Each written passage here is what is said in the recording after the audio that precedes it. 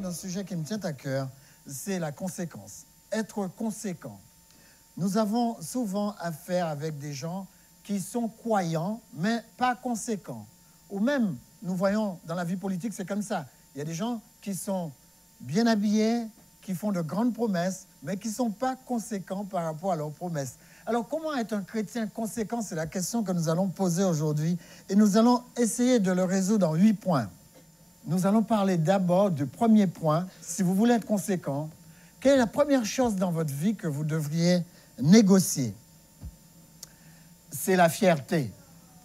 Il y a des gens qui nous disent que nous n'avons pas à être fiers de ce que nous sommes. Mais la Bible semble nous dire le contraire. Nous n'avons pas à être fiers de nous-mêmes, mais fiers de ce que Dieu a fait de nous. Alors la première chose, le premier endroit où vous devriez être fiers, c'est par rapport à vos origines. Vous devriez concevoir que si vous ne savez pas d'où vous venez, vous ne saurez pas où vous allez et vous ne saurez pas comment vivre. Alors, c'est vrai que la Bible nous dit, en Genèse 1, versets 26 à 27, quand Dieu est venu nous fabriquer, voilà ce qu'il a dit, « Faisons l'homme à notre image ». Le mot, vous le connaissez maintenant, c'est « Tselem ». Et ce mot signifie « Faisons l'homme à notre ombre ». Faisons l'homme selon notre fantôme, ou encore, mot à mot, faisons l'homme selon notre esprit. Donc nous, quand on nous dit que nous sommes à l'image de Dieu, c'est-à-dire que nous avons en nous quelque chose de spirituel. Et je voulais vous faire remarquer une chose.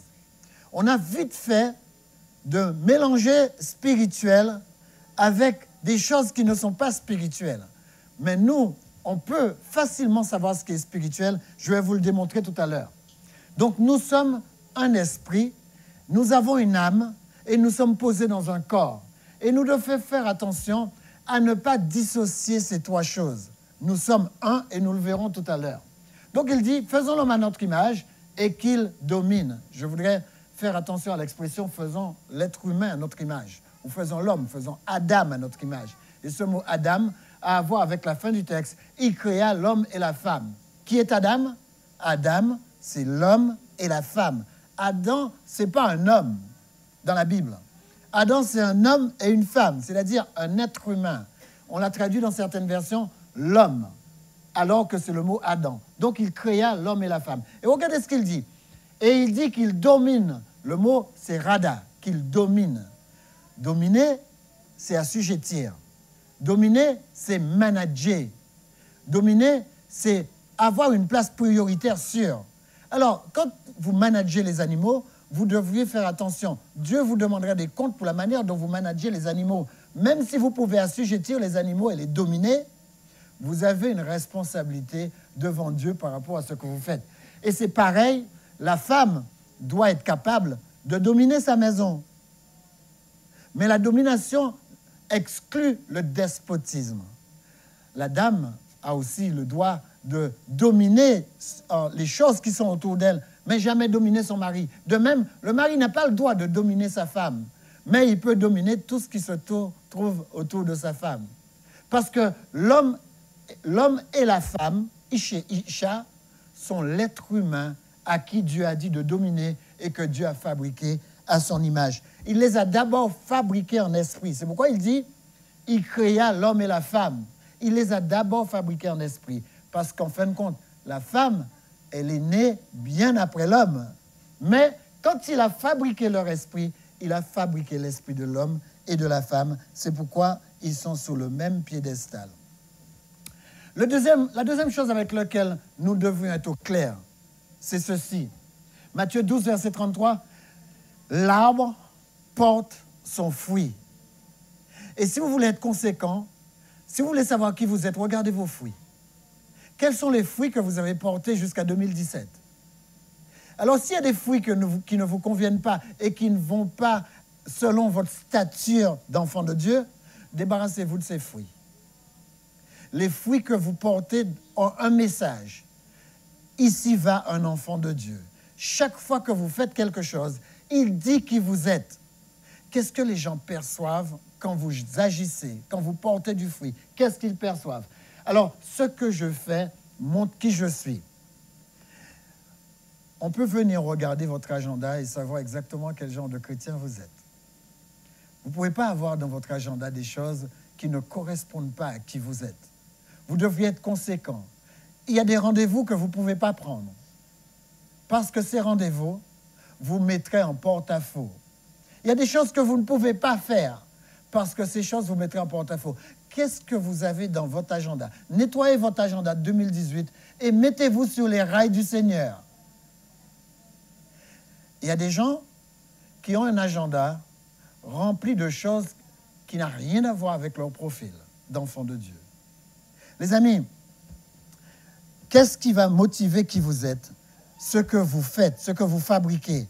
Ainsi, la Bible nous dit que mes sentiments ne donnent pas de résultats prouvant qui je suis, mais ce sont mes actions qui donnent des résultats. Alors, vous pouvez rester rêvasser toute la journée, comme on le disait ce matin, ça ne vous fera pas accomplir votre projet. Et il est pareil pour votre pensée. Il y a des gens qui sont toute la journée en train de ravacher des pensées qu'ils ne mettront jamais en action. Un enfant de Dieu sait que ses pensées sont lui-même. Et que pour montrer qui il est, il ne peut pas les montrer par sa pensée, il doit les montrer par ce qui sort de sa pensée. Quels sont vos résultats? Une personne m'a dit un jour, « Mais quel genre d'homme tu es? Tu es un homme à résultats. » Alors il croyait que j'allais avoir honte d'être un homme de résultats. Non, je n'ai pas honte. Les amis, qu'est-ce qui peut prouver qui vous êtes autrement que vos résultats? Qu'est-ce qui peut montrer qui vous êtes autrement que vos résultats? Il faut être des hommes et des femmes d'action, des hommes et des femmes de résultats. Regardez ce que la Bible dit. La Bible dit, Dieu dit et la chose arrive. Si Dieu se contentait de parler et que rien ne se passait, vous vous rendez compte? Alors si nous sommes à l'image de Dieu, on n'est pas là pour dire, on est là pour réaliser ce qu'on dit. On n'est pas là pour ordonner, on est là pour faire en sorte que ce qu'on a ordonné existe. C'est la raison pour laquelle il y a eu cette stratégie ce matin. Écrivez les choses, gravez-les, restez dessus, parlez-en, faites en sorte qu'autour de vous, il ne s'agisse que de ça. Quand j'étais plus jeune, il y avait un garçon qui était dans notre environnement. Je me rappelle, son père était toujours au travail. Mais lui, il avait entrepris quelque chose que je n'avais pas compris. Il avait entrepris de ne parler que le français. Alors c'est vrai que je ne trouvais pas ça extraordinaire parce que je disais que nous, on a une culture, il faut quand même parler un peu créole. Hein? Qu'est-ce que vous dites? Hein? Mais lui, il parlait tout le temps français. Et ce garçon, non seulement il parlait français, mais il parlait des mots qu'on ne comprenait pas. Alors chaque fois, on était obligé de lui dire, « Mais qu'est-ce que tu as dit? Mais qu'est-ce que tu as dit? Mais qu'est-ce que tu as dit ?» Et vous savez, quelques années plus tard, ce garçon, il excellait dans la langue qu'il avait choisie, c'est-à-dire le français. Et puis quelques années plus tard, j'ai appris qu'il était enseignant. Mais c'est normal qu'il soit enseignant. Il avait un langage que nous, à son âge, on ne comprenait même pas. Alors, ce n'est pas étonnant qu'il a fait son doctorat mais en français, mais avec une vitesse, parce qu'il s'était habitué à ça. Vous savez, ce que j'ai retenu de ce garçon, c'est qu'il avait un objectif. Et son objectif passait par le fait qu'il devait apprendre et apprendre et apprendre le dictionnaire presque par cœur. C'est la raison pour laquelle il utilisait sans cesse ces mots. Mais à l'époque, je ne le comprenais pas. Il a atteint son objectif avec une rapidité parce que son objectif devait passer par là. C'est la même chose pour nous. Quel que soit votre objectif, restez concentré sur votre objectif parce que seul le résultat montrera qui vous êtes. Troisième paramètre pour être conséquent. 1 Chronique 4, verset 10 dit que Jabez invoqua le Seigneur en disant « Si tu me bénis et que tu étendes mes limites. » Est-ce que vous pensez qu'un homme peut faire cette prière et ne pas repousser ses limites? Eh bien, voilà ce que la Bible nous dit. L'Éternel accorda ce qu'il avait demandé. C'est-à-dire que si vous demandez à Dieu d'étendre vos limites, les amis, en 2018, vous allez passer sur une autre dimension. Vous allez accéder à une autre dimension si vous faites ça. Alors maintenant, vous allez dire, mais qu'est-ce que je peux faire pour étendre mes limites? Alors, c'est vrai que mon image est parlante. La première chose à faire, c'est vous poser des projets, des ambitions, des objectifs physiques. L'année 2018, je serai plus en forme que l'année dernière. Si vous êtes malade, posez-vous des objectifs de guérison. Si vous ne faites pas d'exercice, posez-vous des limites sur l'exercice que vous ne faites pas. Les amis, maintenant passons à autre chose. Étendre ces limites à voir aussi avec tout ce qui est métaphysique. Qu'est-ce que vous avez dans votre pensée? Développez votre pensée. Poussez votre pensée. Qu'est-ce que votre pensée a atteint en 2017? Poussez votre pensée en 2018. Tout ce qui est métaphysique joue en notre faveur ou en notre défaveur. Je vais vous donner un exemple. Il y a une personne qui est venue me voir et la personne me dit, vous savez, j'ai des douleurs partout dans les lombaires et je n'arrive pas à résoudre le problème. Et moi, je ne trouvais pas d'où ça venait. Et à un moment donné, quelque chose a traversé mon esprit. Ça peut être métaphysique. Alors je lui ai dit, est-ce que vous connaissez des moments d'angoisse et de stress? Il me dit, hein, c'est tout le temps. Et tout de suite, j'ai trouvé. Vous voyez, ce qui est métaphysique peut vous toucher physiquement. Alors, il faut que vous compreniez une chose. Il faut étendre les limites de votre pensée. La Bible dit quoi pour le métaphysique? Il dit, ne vous inquiétez de rien. C'est-à-dire, oubliez les angoisses, oubliez les stress, ne vous inquiétez de rien. Alors que c'est seulement dans notre esprit, cela peut atteindre notre physique, peut atteindre notre corps. Donc, on ne peut pas les dissocier. Étendez vos limites. Essayez cette année d'être moins inquiet. Essayez cette année de beaucoup sourire. Parce que le fait d'étendre votre sourire, je vous assure, le fait d'étendre votre sourire, ça ravive votre santé. Il y a des gens qui ne le croient pas. Mais j'ai lu que 7% des gens qui sourient, non, c'est pas ça. 7% des personnes, en général, dans les maisons de personnes âgées, sourient. 7% des gens. En faisant une étude sur ces 7% de personnes, on a constaté que ces personnes survivaient aux autres qui étaient à côté d'eux et qui ne souriaient pas. Si vous voulez être une personne âgée morte, ne souriez plus. Si vous voulez être une personne âgée qui continue à vivre, souriez. Mais vous pensez que c'est seulement pour les personnes âgées? Si ça marche pour les personnes âgées, ça marche aussi pour les plus jeunes. Moi, je crois que les gens qui ne sourient pas écoutent leur vie. Il y a des gens, ils ont tout le temps quelque chose de triste à raconter. Tout le temps, tout le temps. Vous pouvez les prendre dans une fête. Vous êtes dans un mariage avec eux. Ils sont bien habillés. Ils viennent s'asseoir avec vous. Bon, écoutez, ils commencent à se plaindre. Ils sont dans un mariage. Respectez le mariage de la personne. Ce n'est pas un endroit pour se plaindre. Ils ont tellement l'habitude de se plaindre parce qu'ils choisissent plus les endroits où se plaindre. Alors, étendez vos limites. Virez les plaintes. La Bible dit de virer les murmures. Virez les râleurs. Les gens qui, pas les râleurs, mais les railleries. Les gens qui râlent, ils vont écouter leur vie. Étendez vos limites. Il y a des gens qui ont mal tout le temps. On a beau les soigner, on a beau... Il y a des médecins même qui se fatiguent. Jamais la personne leur dit qu'il est bien. Quand le médecin il a guéri cet endroit, c'est l'autre endroit qu'il prend. Les amis, commencez à sourire, commencez à être vainqueur, commencez à vous dire que, écoutez, ce qui se passe dans ma tête influe sur mon corps. Souriez. Je connais des gens, ils ont même viré des maladies avec le sourire. Je connais des gens, ils ont viré même des mauvais comportements et des habitudes avec le sourire. Parce qu'ils se sont rendus compte que le fait de ne pas sourire, ça générait des comportements et des attitudes chez eux qui faisaient en sorte que les autres s'éloignaient d'eux. Vous voulez être en compagnie d'une personne qui murmure tout le temps? En français courant, vous voulez être avec une personne qui râle tout le temps? Eh bien, voilà ce que le texte nous montre. Étendez vos limites. Et c'est pareil pour votre vie. Qu'est-ce que vous voulez en 2018? Étendez vos limites. Écrivez des projets, même des projets qui vous dépassent. Si vous n'arrivez pas à les atteindre, au moins vous vous en serez rapprochés. C'est la classe. Les amis, vous avez entendu ce matin que certaines personnes font du sport, même du sport dit extrême. Comment est-ce qu'une femme peut boxer? Moi, je trouve ça génial. Étendez vos limites, repoussez vos limites. Faites la même chose. Allez vers un sport auquel les gens n'auraient jamais pensé. Étendez vos limites. Étendez vos limites, ça vous pousse à quoi? Ça vous pousse à contribuer. Alors voilà le premier point. Ça vous pousse à aller au-delà de vos penchants. Parce que quand les gens voient que vous dépassez vos penchants, les gens commencent à vous faire confiance. Il a réussi ça, il a pu faire ça. Moi, la première fois où j'ai fait de l'escalade, la seule chose que je voyais, c'était le vide qui était sous moi. On avait beau me dire, Lambert, quand tu fais de l'escalade, ne regarde pas en bas, regarde vers le haut.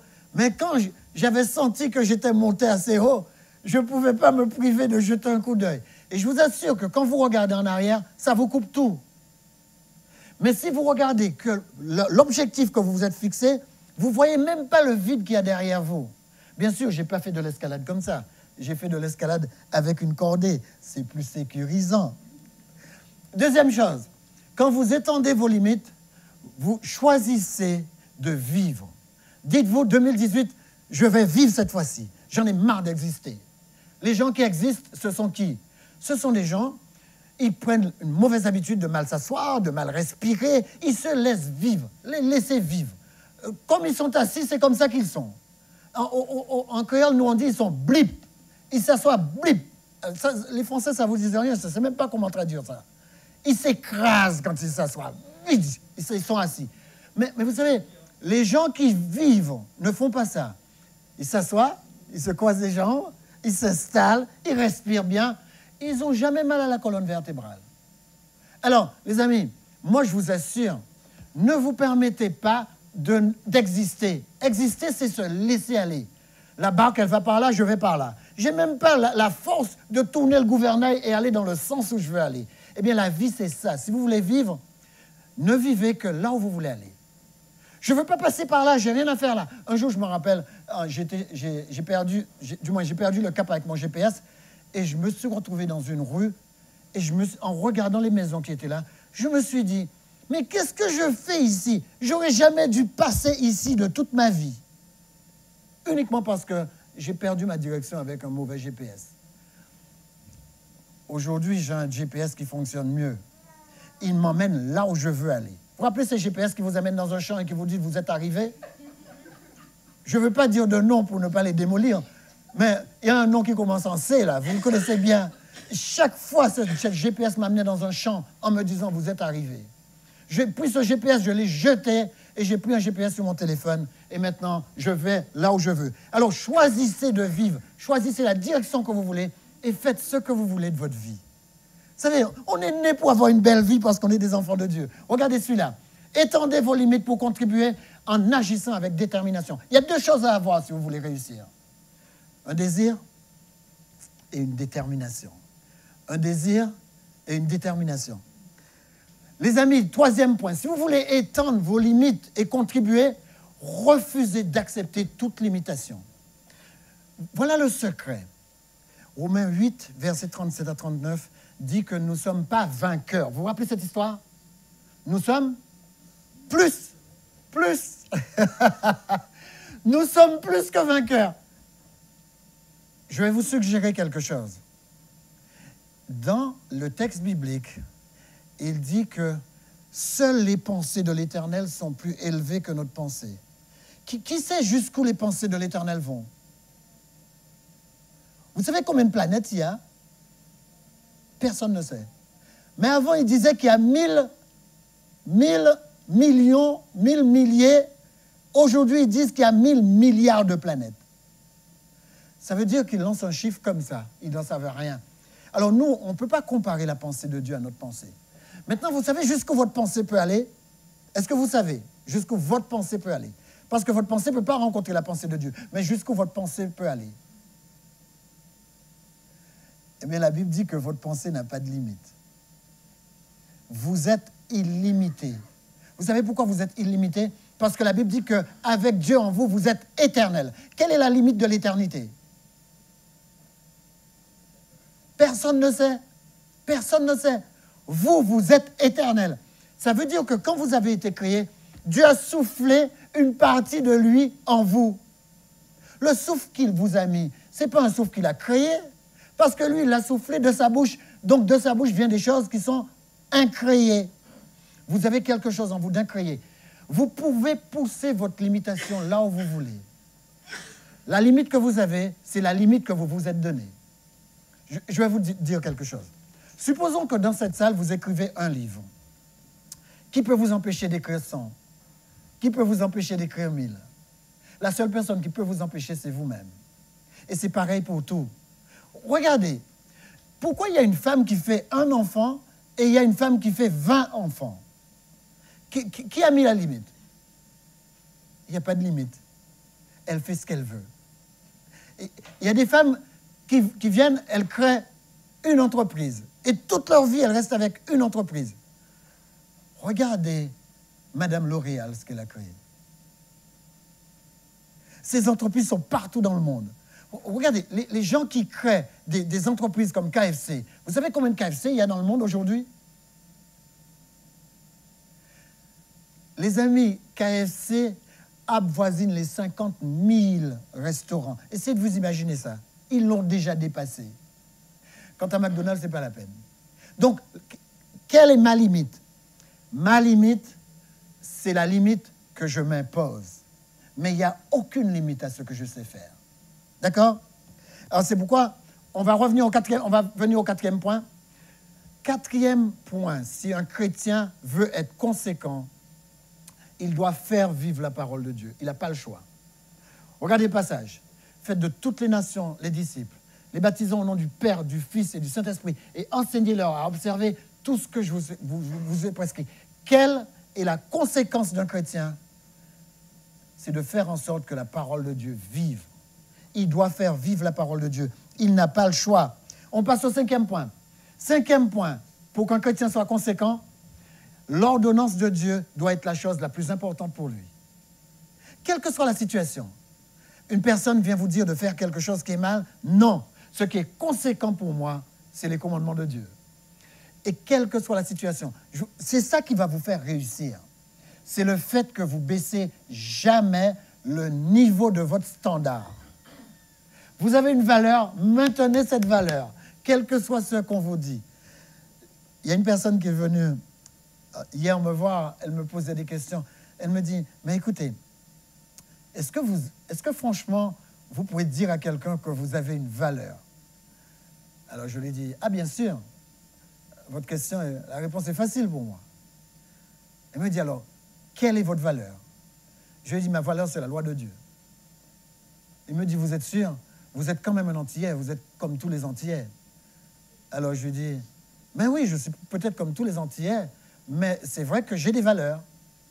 Elle me dit, mais vous avez des valeurs, mais vous allez transgresser les valeurs si c'est les commandements de Dieu. Parce que je ne connais pas un Antillais qui n'a pas une maîtresse.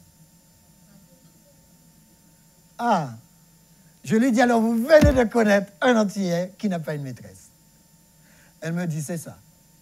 C'est ça. Les gens ne vous croient pas parce que vous venez des îles et que vous dites que vous avez les commandements de Dieu. Pour eux, vous transgressez, c'est toujours le 7e commandement. Mais franchement, moi, je connais un tas d'Antillais qui ne transgressent plus le 7e commandement. Ceux qui sont convertis. Ils ne transgressent plus le 7e commandement. Et on nous donne une programmation pour nous faire croire que tous les Antillais font exactement la même chose. Moi, j'y crois pas. Je crois qu'il y a une génération de jeunes Antillais et qui observent les commandements de Dieu, qui ne font pas tout ce que les gens racontent. Alors moi, je reviens à ça. Si tu veux être un chrétien conséquent, Antillais ou pas, l'ordonnance de Dieu est la chose la plus importante sur terre pour toi. Les amis, je sais que les commandements de Dieu ne sont pas pénibles. C'est simplement une question d'état d'esprit. Ce n'est pas pénible à transgresser les commandements. Transgresser les commandements de Dieu, c'est pénible. Réfléchissons. toutes ces personnes qui croient que c'est facile de transgresser la loi de Dieu, vous avez vu comment vous vous sentez quand vous transgressez la loi de Dieu? Quel chrétien se sent bien quand il a transgressé la loi de Dieu? Dit, ops, je viens de transgresser, qu'est-ce que c'est doux? Quel chrétien qui fait ça? Je connais aucun chrétien qui fasse ça. Une personne réellement convertie, quand il a transgressé les commandements de Dieu, il est mal. Alors voilà ma question. Pourquoi est-ce que je veux transgresser les commandements de Dieu? Puisque ça me met mal. Un chrétien, comme tous les gens, il veut être bien, il veut avoir la paix, il veut être joyeux, il ne peut pas être joyeux en transgressant la loi de Dieu. Alors soyons conséquents, nous ne sommes pas là pour transgresser la loi de Dieu. Matthieu 19, verset 19, il dit qu'un chrétien conséquent, c'est une personne qui aime tous les êtres humains. Ça, c'est moins facile. On doit combattre contre ça tous les jours, notre seconde nature. Il y a des gens qu'on aime facilement et il y a des gens qu'on aime moins facilement. Mais il y a aussi des gens qu'on aime difficilement. Et il y a des gens ça nous fait vraiment du bien d'être loin, loin, loin d'eux. Et pourtant, la Bible nous dit, tu aimeras ton prochain comme toi-même. Comme tu t'aimes, tu dois aimer ton prochain. Les amis, ce n'est pas évident. Ce n'est pas évident quand votre prochain vous trahit et que vous devriez continuer à l'aimer. Ce n'est pas évident quand votre prochain vous tourne le dos et que vous continuez à tout faire pour pouvoir l'aimer. Mais c'est vrai que si vous voulez être conséquent, il faut aimer chaque être humain. Attention, je n'ai pas dit qu'on doit avoir chaque être humain collé à soi. Ce n'est pas vrai. Il y a des gens, vous avez beau faire tout ce que vous voulez, leur attitude et votre comportement vous blesseront toujours. Donc vous devriez prendre des mesures. Et maman le disait comme ça. Maman disait, il faut absolument aimer ses ennemis. Alors quand on lui disait, mais Madame Lhomme, comment vous faites pour aimer vos ennemis? Elle dit, il faut leur donner à manger avec une louche. On dit, mais pourquoi leur donner à manger avec une louche? Parce qu'ils vont vous mordre les doigts. Alors, c'est maman qui m'a appris à aimer mes ennemis. Vous ne pouvez pas coller vos ennemis à vous comme vous collez vos amis à vous. Ce n'est pas la même chose. Mais ça ne vous empêche pas de les aimer quand même. Ne les laissez jamais tomber. Je me rappelle cette histoire où quelqu'un m'a raconté que quelqu'un est venu avec une ambulance, mais comme il n'aimait pas la personne qui était par terre, il est reparti avec son ambulance. Alors, un chrétien ne peut pas faire ça.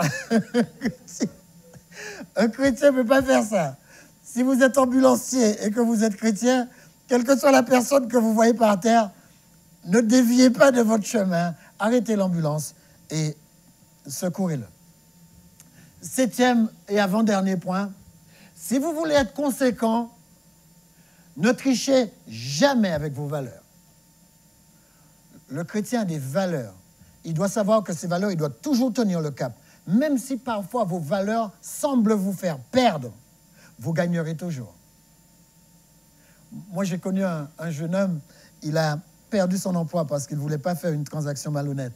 Et en plus, il m'a dit que le jour où il a perdu son emploi, il était tellement mal dans la voiture, quand on l'a viré, et il rentrait chez lui, il a quitté la route. Alors, il avait deux choses pour la même journée. Il avait perdu son emploi, et maintenant, il a capoté avec la voiture ne valait plus rien, il a perdu sa voiture. Alors, quand il m'a téléphoné, il me dit, « Lambert, quel encouragement tu pourras me donner ?» J'ai dit, « Ah ouais, je reconnais que c'est dur. » Il dit, « Je reconnais que c'est dur, mais je vais prier avec toi. Et je voudrais que tu gardes le sourire. Je sais que si j'étais dans ton cas, j'aurais du mal à garder le sourire. Mais je voudrais que tu gardes le sourire parce que le Seigneur va te délivrer. » Il dit, « Est-ce que tu le crois ?» Il me dit, « Oui, je le crois. » J'ai dit, « Tu sais, de toute manière, je vais te dire quelque chose. Là où tu es là, tu ne peux pas aller plus bas. Alors, il est temps pour toi de commencer à sourire parce que tu ne peux pas aller plus bas que ça. » Mais quelques semaines plus tard, il m'a appelé. Une entreprise l'a appelé, l'a embauché, et l'entreprise lui donnait 3 fois son salaire. Et en plus, il avait la chance de travailler à Walt Disney, parce que son entreprise travaillait à Walt Disney en sous-traitance, et c'est lui qui montait toutes les machines mécaniques, là, vous savez, pour Walt Disney. Et il était emballé comme tout. J'ai dit, tu vois, Dieu t'a pas laissé tomber, tu as été que 3 semaines au chômage. D'accord? Donc, Dieu ne nous laisse pas tomber quand nous ne trichons pas avec nos valeurs. Dernier point, Jésus dit dans Jean chapitre 17, il dit que, Seigneur, je te prie, afin qu'ils soient un. Afin qu'ils soient un. Comme toi et moi, Père, nous sommes un. Et la fin du texte dit, moi en eux. Si vous continuez le texte, il dit, et toi en moi en eux, et toi en moi, afin qu'ils soient parfaitement un, et que le monde connaisse que tu m'as envoyé, et que je les ai aimés comme tu m'as aimé. C'est la plus belle chose. Que Dieu vous bénisse. Et je vous encourage à une chose, prenez le canevas que Jenny vous a donné ce matin, construisez un projet, restez conséquent, vous le valez bien. Que Dieu vous bénisse. Amen.